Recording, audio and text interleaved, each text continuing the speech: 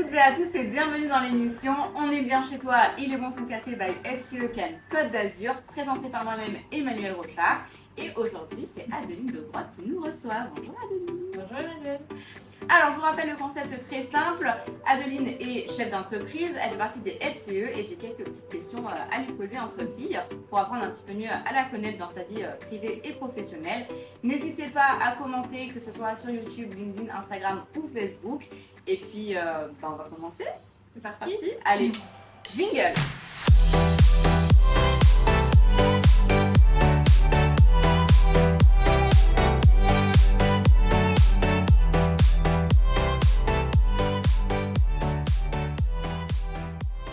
Alors, ma première question pour toi, déjà, c'est quelle est ta société, qu'est-ce que tu fais et puis à quoi ressemble ton rôle de chef d'entreprise dans cette société-là?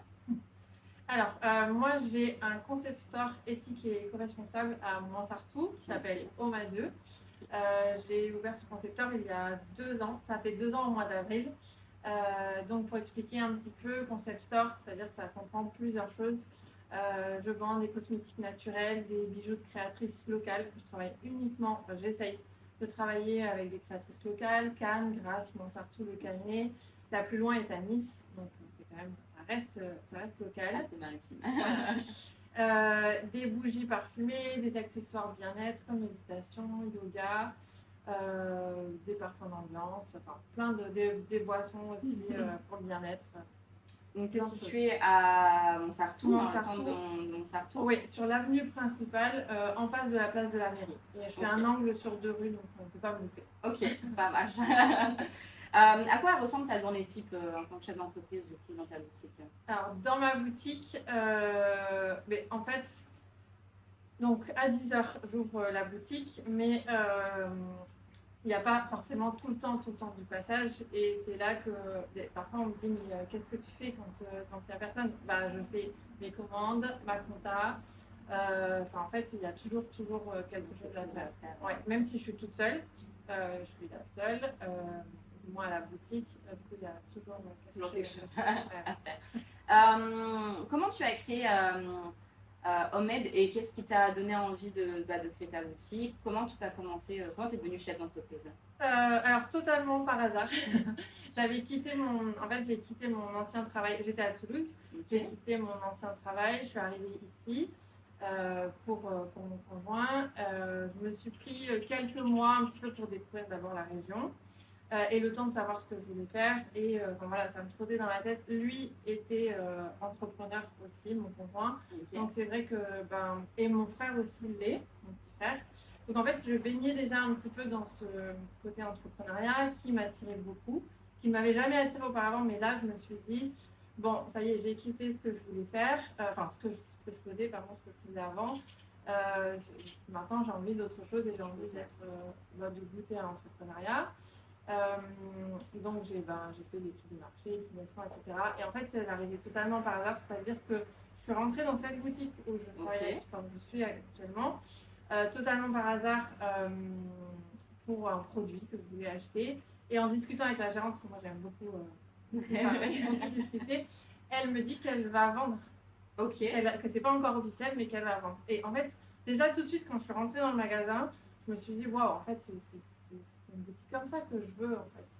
Et elle me dit qu'elle va vendre et je me dis il n'y a pas de hasard de toute façon. C'est bon. Donc ça s'est passé de... Les rencontres fortunes de l'univers. Oui, voilà, exactement. Moi qui crois beaucoup à ça en plus. Donc je me suis dit allez c'est parti. On refait un business plan, une étude de marché, on démarche les ventes, tout ça. Et voilà, ça y est. Et du coup, quel est ton parcours, on va dire tes études, etc. Et comment on en arrive jusque-là? Alors, mes études, j'ai fait un bac. Ensuite, je suis partie vivre aux États-Unis, notamment pour apprendre l'anglais, parce qu'à la base, je voulais faire du commerce international. J'ai vécu 1 an et demi en Floride, et ensuite, je suis revenue.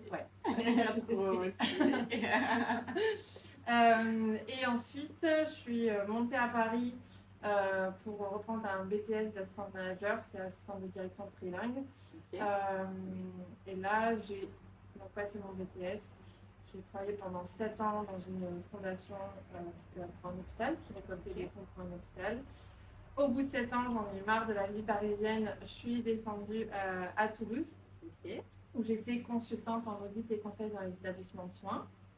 Euh, et voilà. Et après, au bout de 7 ans, j'ai arrêté. Moi, c'est par période de 7 ans. Ouais, Là, t'as un vrai cycle Oui. incroyable. Normalement, cette fois, c'est la bonne. Mais voilà, comment ça s'est passé. C'est vrai que bon, j'ai vécu une expérience, une fin de contrat pas très, on va dire, pas très facile. Voilà, merci. Et c'est là que je me suis dit, bon, le salariat, j'en étais un petit peu dégoûtée, on va dire. Et c'est aussi pour ça que j'ai décidé d'être entrepreneur. Pas que ce soit plus facile, mais au moins tes propres choix, tes propres exactement. décisions. Et, Ouais, tout à fait. quel était ton rêve de petite fille, hein? Tu voulais faire quoi quand tu avais 6-8 ans? Je voulais être juste pour enfants. Donc on ressent toujours un peu le truc quand même un peu médical, l'assistance, d'aide, etc. Mais Ouais, rien à voir. non, Quoi. rien à voir du tout. Je sais pas pourquoi en fait. Et en fait, je me rappelle du moment où j'étais dans ma maison à La Rochelle, parce que je suis de La Rochelle, de l'endroit où j'étais et où je me suis dit, oh, je rêverais d'être juge pour enfants. Et après, j'ai vite compris qu'il fallait faire beaucoup d'études et que les études n'étaient clairement pas pour moi. Donc, puis que c'était un métier aussi très difficile. Et moi, je suis quelqu'un d'hypersensible et je me suis dit, non. Ça va être compliqué. Du coup, quelle est ta vision aujourd'hui? Pourquoi tu fais ce que tu fais? C'est quoi qui t'anime au quotidien? Apporter du bien-être aux gens, surtout ça, le conseil. Moi, j'ai toujours aimé le conseil et c'est vraiment en fait de me dire, ok, ce que je vends, c'est peut-être pas forcément de première nécessité, mais tout ce que je vends va apporter du bien-être, de la joie, parce qu'il y a beaucoup de personnes qui viennent faire des cadeaux. Oui. Voilà, je vais embellir, enfin, les bijoux que je vends vont embellir une personne. Enfin, en fait, c'est vraiment ça, c'est juste pour créer du bien-être. Et puis aussi, il y a le côté social. Moi, je crée aussi une relation un peu avec certaines clientes, de plus en plus. Et ça, c'est chouette. Alors, c'est difficile parce que je suis seule à la boutique. Oui. Donc, au quotidien, c'est un petit peu, enfin voilà. Et c'est d'ailleurs pour ça que j'ai intégré certains réseaux, mais c'est pour être moins seule. Mais en même temps, c'est créer du lien avec d'autres personnes et d'avoir ce retour où on me dit qu'on aime bien venir à la boutique, des fois juste pour discuter et puis parler. Et ça, c'est top. Ouais, ça veut dire que tu es vraiment de bonne compagnie et qu'on a envie. Voilà. Bah, je pense que déjà, tu as créé un espace qui, oui, fait bon vivre aussi. Et du coup, on a envie d'y aller. Et puis, bah, toi aussi, hein, tu vas avec l'espace que tu as créé aussi. Ouais. Donc, ok, top. Du coup, aujourd'hui, si on fait le point, qu'est-ce qui te rend le plus fier? Peut-être que c'est genre ta plus grande réussite ou quoi. C'est quoi aujourd'hui vraiment dont tu es super, super, super fier? C'est d'avoir réussi, malgré les épreuves de la vie, malgré ce que j'ai pu vivre auparavant, personnellement et professionnellement, c'est de me dire, bon ben je suis là. Et c'est vrai que j'ai tendance à l'oublier parfois, mais les personnes autour de moi me rappellent. Mais ouais, c'est de me dire, non, j'ai réussi. Et même si c'est pas facile tous les jours, je suis quand même chef d'entreprise, j'ai ma boutique, j'ai une enseigne dans une rue. C'est juste trop bien d'avoir créé ça. Pour moi, c'est vraiment ma plus grande fierté aujourd'hui. Ouais. Du coup, de l'autre côté, quelle est ta plus grande sortie de zone de confort? Quel est le truc qui t'a le plus challengé, tu vois? C'est des représentations ou quand je dois pitcher, par exemple, quand je dois pitcher à certains endroits. Alors moi, auparavant, je faisais mes comptes rendus d'audit devant des directions d'établissements de santé. Donc déjà, ça m'avait sorti de ma zone de confort. Et aujourd'hui, oui, c'est ça. Par exemple, quand je vais à des soirées d'entrepreneuses ou autres où je dois pitcher, ça c'est ça en fait. Pour moi, c'est de plus en plus facile. Oui. Parce que tu le fais de plus en plus souvent. Voilà, exactement. Mais c'est quand même pas facile et c'est aussi quelque part ma deuxième petite fierté, c'est ça, c'est de réussir et d'y aller seule. Même si je connais personne, d'arriver et d'y aller. Donc ça, c'est ma sortie de zone de confort, vraiment. Ça et la compta. Ça, il a compta. d'arriver à comprendre la compta, de la faire, Ouais, peut-être pas d'apprécier non plus, faut pas exagérer. Non, hein, non, mais, c'est mais ça aussi. ça marche. Euh, Comment tu fonctionnes aujourd'hui dans ta vie privée? Est-ce que tu as une vie de famille, donc de couple, comme ça on a compris. Oui. Comment ça fonctionne avec ton chéri? Comment tu gères ta vie de chef d'entreprise et ta vie de perso à côté? Est-ce que tu as un secret? Enfin voilà, comment ça se passe? J'ai pas de secret, mais en fait, j'essaye de faire la part des choses. Alors, c'est pas souvent évident et j'ai la chance d'être avec quelqu'un qui, bon, aujourd'hui, il a repris une activité salariale, mais qui me comprend parce que lui a aussi été entrepreneur. Donc, il sait que si je n'arrive pas à laisser en fait le côté pro à l'entrée de la maison, c'est ok et c'est normal. Parce Oui. que c'est notre vie en fait. Donc, Bah, ça, c'est toute ton âme qui est à Exactement, l'intérieur, ouais. etc. Et c'est effectivement la différence, je pense, avec le salariat où en fait, tu ne poses pas ta casquette d'entrepreneur quand tu rentres chez toi, Voilà. c'est soi, quoi. Oui. Donc, Oui, c'est ça. Et alors aujourd'hui, on n'a pas encore d'enfant, bien qu'on en ait un, mais à quatre pattes. un beau Il est bébé, pas de grand. quelques kilos bien tassés. Mais non, on n'a pas encore d'enfant, donc je pense que bon, c'est un petit peu plus quand même facile. C'est pas toi qui vas me contredire. Mais le chien reste quand même Oui. avec des contraintes, d'accord. Avant d'avoir un enfant, j'avais un chien pendant 17 ans aussi, donc Ah oui. c'est comment dire, un bon essai, tu Oui. vois. Mais après, il vient avec Sur moi à la boutique. l'éducation, Oui. sur la manière de s'en Oui, occuper. oh oui. de- Ouais, d'être d'accord aussi. Oui, voilà, c'est ça. Mais comme il vient avec moi à la boutique, c'est vrai que bon, ça c'est Oh, ouais. voilà. Il vient avec moi à la boutique, donc ça c'est quand même plus gérable. Non, mais c'est en fait, bon, j'essaie quand même de couper. Par exemple le dimanche, j'essaie D'avoir au moins une vraie journée off oui, voilà, de me dédiée dire, à ta vie perso. ouais, exactement. Et ça, je souffler pense que aussi, c'est important de toute façon, pense même aussi, si on y pense toujours. Et par exemple, c'est pareil, moi je travaille beaucoup avec Instagram parce que c'est un peu ma vitrine pour l'instant, parce que je n'ai pas encore de site internet. J'ai mis une notification à 20h, je crois, j'arrête, enfin je stoppe. Tu stoppes les réseaux. Ouais, j'ai plus de notification de 20h à 8h du matin. Ok. Ça, j'ai enlevé parce que sinon, sinon en fait, les clients ont tendance à se dire, comme c'est via Instagram, Ouais. on peut lui écrire tout le temps pour poser des questions. Et alors, je suis très contente de répondre aux questions sur les produits, etc. Mais en fait, je pense que, le dimanche et le soir, voilà. Non, mais c'est bien déjà d'oser le faire et de l'avoir mis en application. C'est très récent. C'est très récent. Autre petite fierté. Moi, j'ai mis un bloqueur, genre, je suis pas censée dépasser les 1h, 1h30 sur Instagram. Ouais. C'est dingue parce que tous les jours, il me rappelle que je suis en train de dépasser les 1h30. Ah oui, je me dis, mais déjà, j'ai l'impression d'avoir scrollé juste 3 minutes. Non, non, ça fait 1h30. Ouais. Mon Ça Dieu. va très vite. Tu peux en plus dire, allez, encore 15 minutes, encore 5 minutes. C'est comme ça. Ouais. Allez, encore 5 Oui, minutes. c'est ça. Bon. Mais le truc des notifications, quand même. Ça fait. Donc, il y a une autre famille que tu as rejoint récemment, c'est la famille des FCE Côte d'Azur. Oui.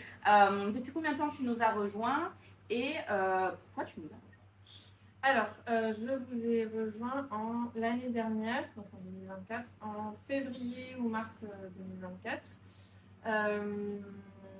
Et pourquoi?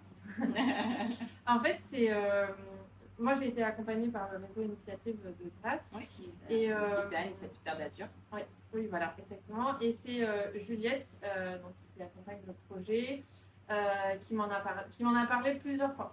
Elle m'avait dit, mais dès le début, elle m'avait dit, bon Adeline, tu devrais aller voir les FCE. Et alors, je m'étais dit, bon, d'abord, je lance mon business, voilà, j'essaie d'être à l'aise, parce que la vente, j'en avais pas du tout fait et tout, donc je voulais d'abord me lancer vraiment là-dedans et d'être à l'aise.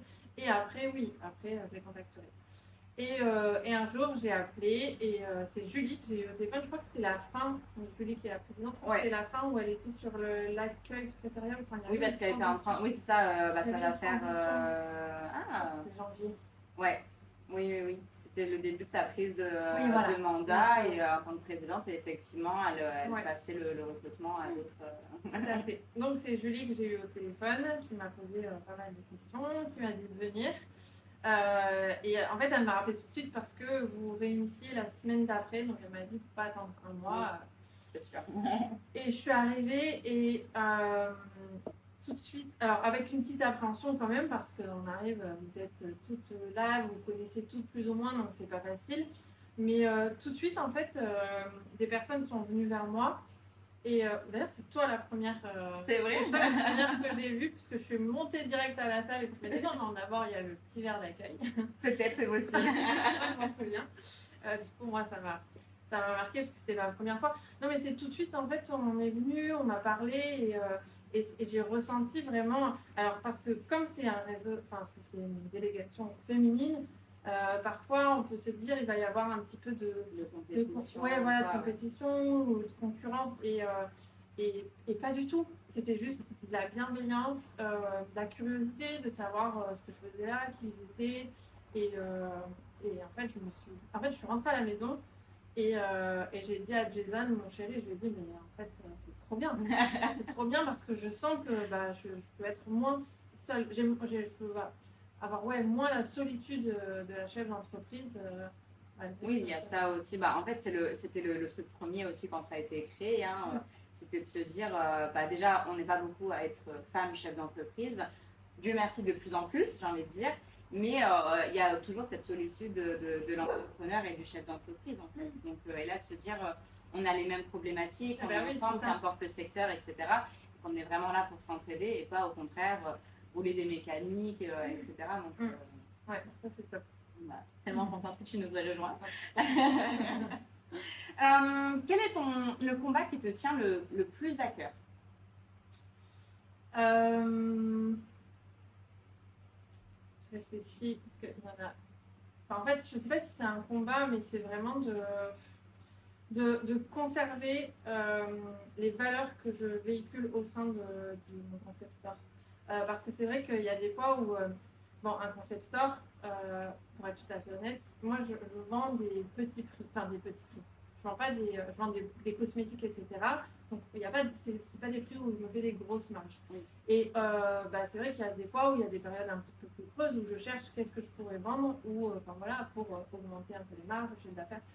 Et on me dit, bah, je sais pas, t'as qu'à te produire ailleurs qu'en France, par exemple, pour avoir. Et ça, et voilà. Et ou alors, bah, voilà, mettre des vêtements qui sont fabriqués à l'international.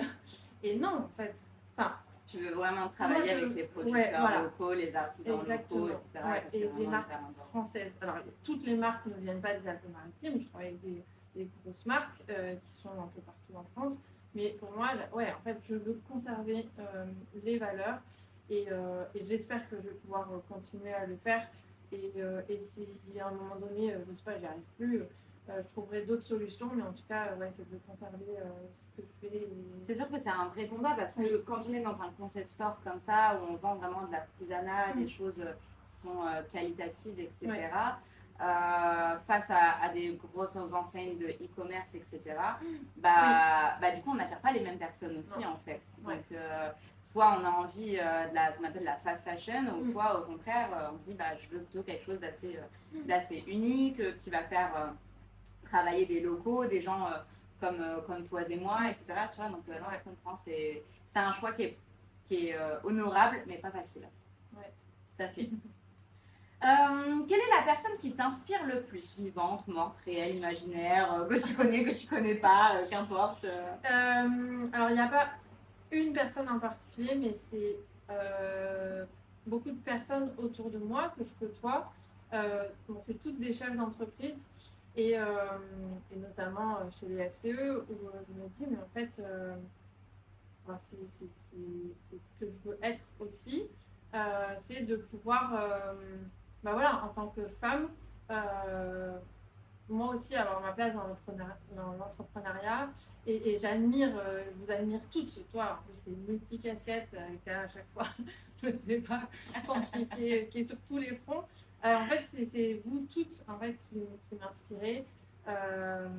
Ouais, c'est ça, de me dire que... c'est quoi qui t'inspire du coup chez... La force. La force. La force, le courage. Et oui, c'est ça principalement. Et d'y aller, quoi. Enfin, c'est admirable.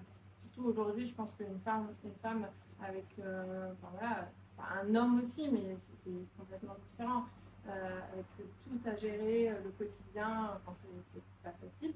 Et donc, Je confirme, la charge mentale est toujours là en Ouais, voilà, 2025, elle n'est pas partie. Elle est Exactement. toujours là. Et, c'est ça en fait, c'est la force, vraiment la force d'être là, d'y arriver et de tout mener. Ok, super. On arrive à la dernière question et elle m'est venue dès le début. C'est vrai. Ouais, on va voir. La boucle est bouclée, tu vas comprendre. T'as des cycles tous les 7 ans? Oui. Ok. Adeline de Groix, dans 7 ans, où tu es? Qu'est-ce que tu fais? Qui es-tu? Dans 7 ans où je suis ici, enfin ici dans cette région, du moins à chaque fois, comme je te l'ai dit, j'ai des cycles de 7 ans où je déménage. Non, là je compte bien être ici, c'est une région qui me plaît énormément. Et avec. Alors, l'idéal pour moi. On est pour rêver, d'accord? Dans l'idéal, qu'est-ce que tu vises pour ce serait d'avoir plusieurs enseignes OVA2. Voilà, donc toujours. Alors, pas forcément dans des grandes villes, mais toujours dans des petits villages comme Montsartou.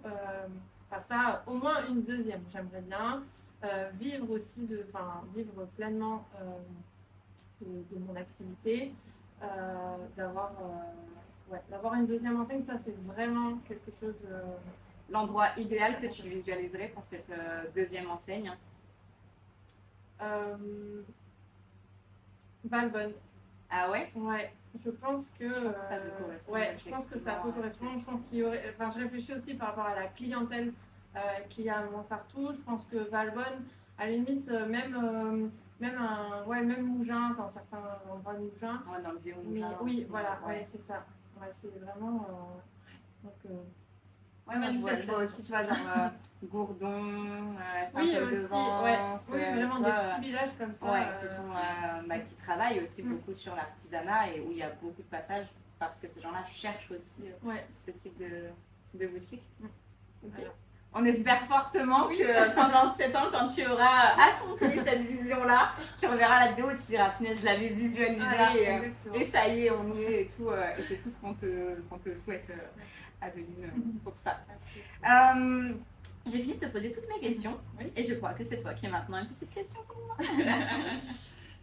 Eh bien justement, comme tu viens d'être maman, en fait j'aimerais bien que tu me dises ton petit secret parce que si un jour je le deviens aussi, quel est toi ton secret pour justement tout mener de front? Parce qu'en plus, je trouve que tu as repris assez, alors je dirais pas facilement, mais très vite ta vie de chef d'entreprise. Et ça pour moi en fait c'est quelque part un gros point d'interrogation de me dire, alors, c'est pas que ça me fait peur, mais de me dire comment je vais gérer et du coup, tu peux me donner ton secret. Alors, je vais te donner le haut de l'iceberg et le bas de l'iceberg, d'accord? Le haut de l'iceberg, et franchement, pour avoir posé la question à toutes les autres femmes chefs d'entreprise et mères de famille, il y a l'organisation. Ça, c'est sûr, l'organisation, c'est le haut du pilier, etc. Mais de toute manière, quand tu es entrepreneur, tu es obligé aussi d'être organisé. Mais je pense que c'est pas la vraie solution, tu vois. Et je pense que le plus gros, c'est le mindset. C'est le mindset, c'est pourquoi tu fais ce que tu fais, tu vois. Et souvent, je vois beaucoup de femmes qui deviennent mères de famille et qui remettent en question tout ce qu'elles sont en train de faire parce que je pense que leur pourquoi et la vision, c'est plus la même. Et moi, ça fait des années que je travaille sur ma vision et pourquoi je le fais. Et elle est vraiment hyper forte. Et le risque pour moi de ne pas aller dans cette vision-là, la douleur est beaucoup trop intense. Et c'est ce qui va vraiment me motiver au quotidien. Et effectivement, quand c'est pas facile comme ça, moi j'ai eu un postpartum très compliqué, etc. Il y a des femmes pour qui ça se passe beaucoup plus simplement, tu vois.